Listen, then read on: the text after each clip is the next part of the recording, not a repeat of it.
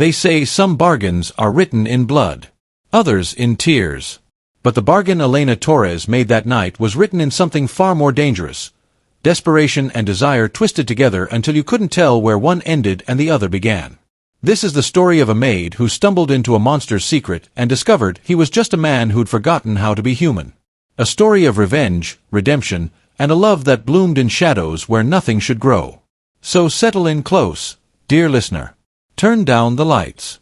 For this tale begins not with violence, but with a single photograph that changed 2 lives forever.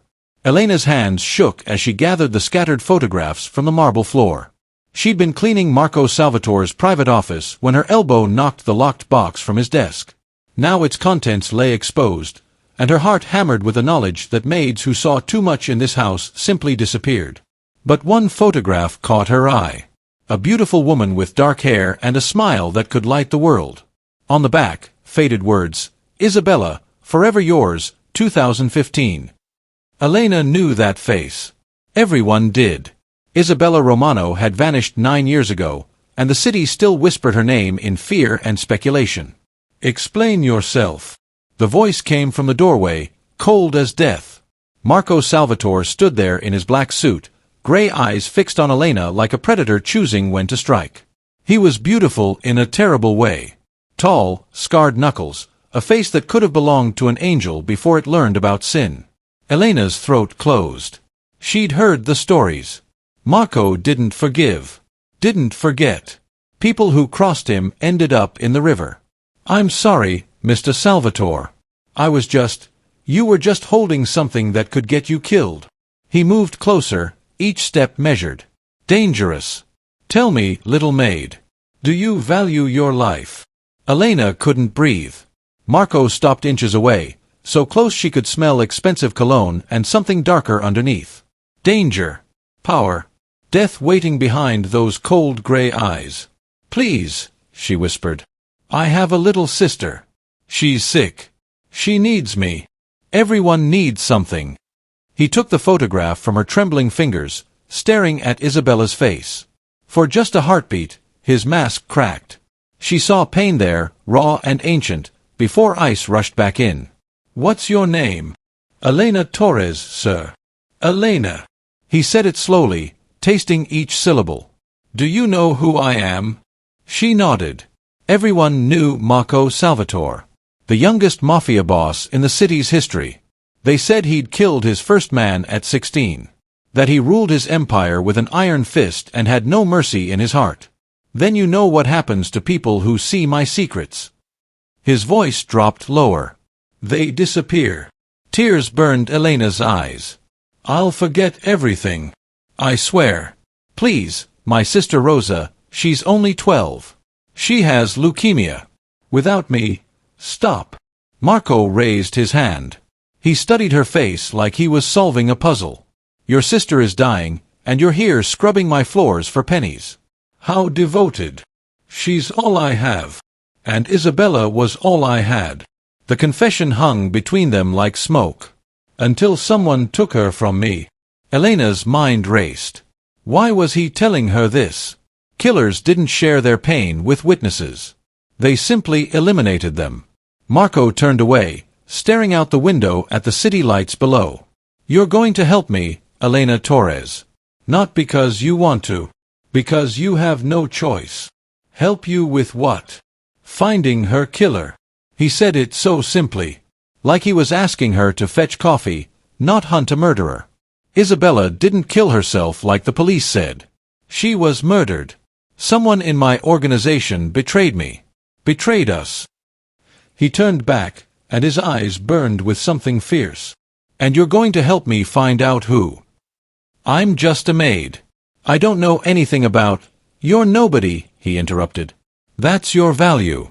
People talk around servants. They forget you're there. You'll listen. Watch. Report back to me." Elena's stomach twisted. "You want me to spy. I want justice."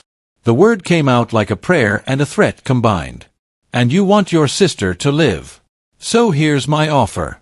You work for me, truly work for me, and Rosa gets the best medical care money can buy. Private doctors. Experimental treatments. Everything. Hope and horror warred in Elena's chest. And if I refuse? Marco's smile was cold. Then you both die tonight. Her in a hospital bed. You in a river. Choose quickly, Elena. I'm not a patient man. Elena's world narrowed to two paths, death or damnation. She thought of Rosa's pale face, her brave smile even when the pain was unbearable, the way she still believed their lives could get better. I'll do it, Elena heard herself say.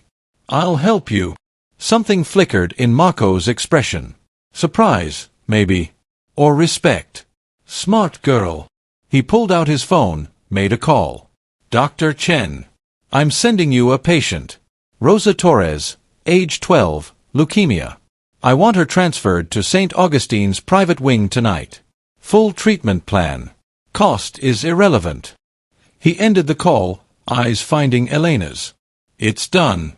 Your sister will be cared for as long as you keep your end of the bargain. Tears spilled down Elena's cheeks. Thank you. Don't thank me yet. Marco moved to his desk, pressed something underneath. A hidden panel slid open, revealing files and photographs. Isabella was killed 9 years ago. The official story was suicide, but I know better. 3 people had access to the warehouse where she died. 3 of my captains. He pulled out photos of 3 men. One of them murdered the woman I loved. You're going to help me figure out which one. Elena stared at the faces. Strangers who held her fate in their hands. How? I'm hosting a dinner tomorrow night. All 3 will be there. You'll serve. You'll listen. And you'll tell me everything. His voice dropped. Can you do that, Elena? They moved Elena to a room on the 3rd floor. Not a servant's quarters. A beautiful prison with silk sheets and windows that wouldn't open. A guard stood outside her door all night. The next morning, a dress appeared. Black, elegant, expensive. With it, a note in harsh handwriting, wear this tonight. Stay invisible. Remember everything. When evening came, Elena put on the dress.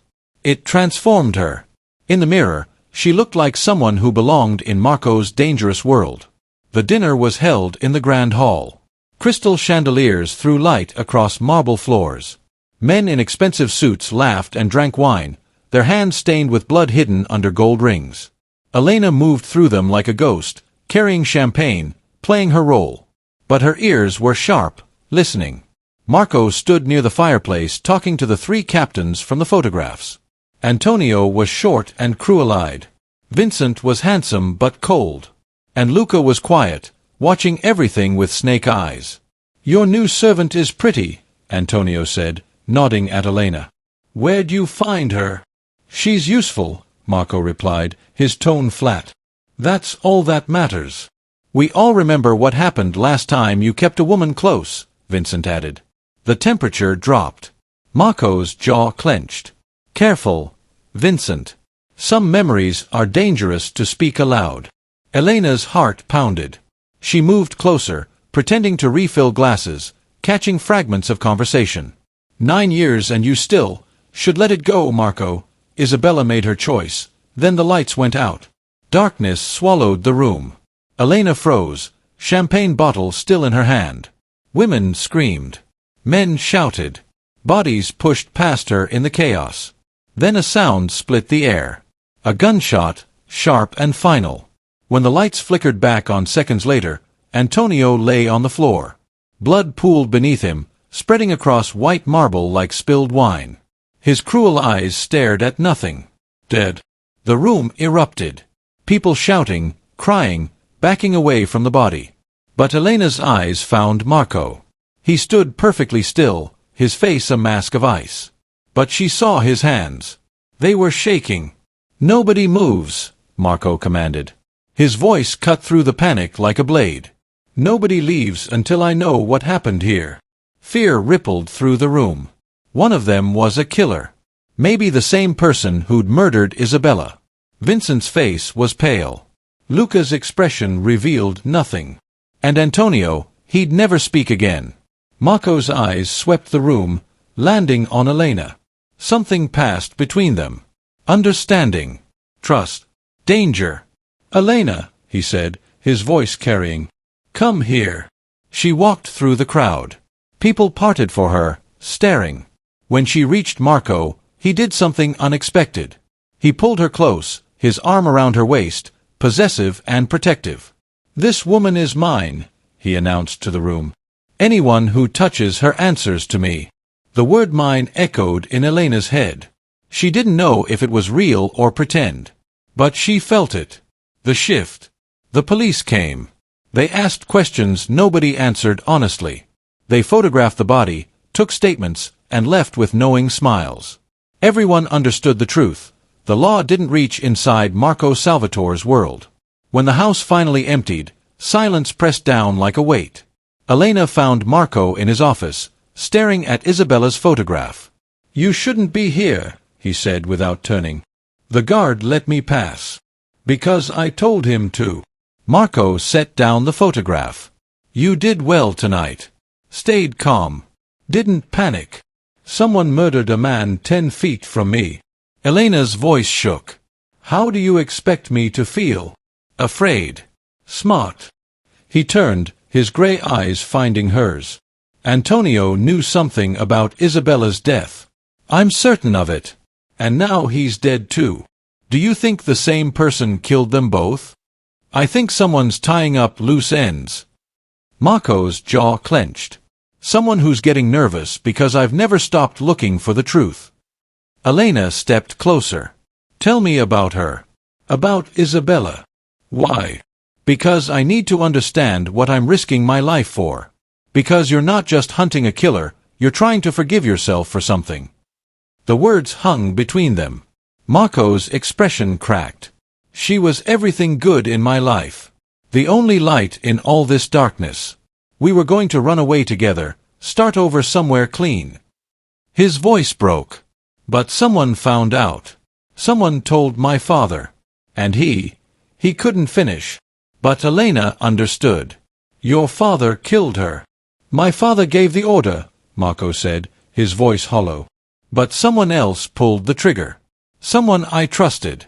And I've spent 9 years trying to figure out who." He moved to the window, shoulders tense. Antonio, Vincent, and Luca. They were all there that night. All 3 had opportunity. One of them is guilty. "And now Antonio's dead," Elena said softly. Which means Vincent or Luca killed him to protect themselves." Marco's hands curled into fists. "Or someone else is playing a game I don't understand yet." He turned suddenly, crossing the space between them in 3 strides. He stopped inches away, close enough that Elena could feel the heat radiating from him.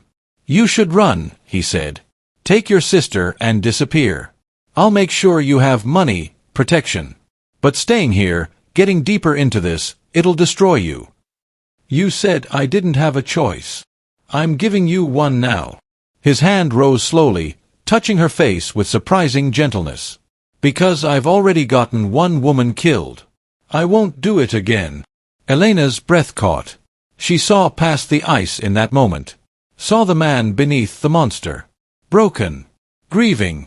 Terrified to care about anything because everything he loved turned to ash. "I'm not running," she whispered. Marco's eyes searched hers. "Why?" "Because you're not the only one who understands what it means to love something worth dying for." She placed her hand over his on her cheek. "And because I think you need someone to save you as much as I needed you to save Rosa."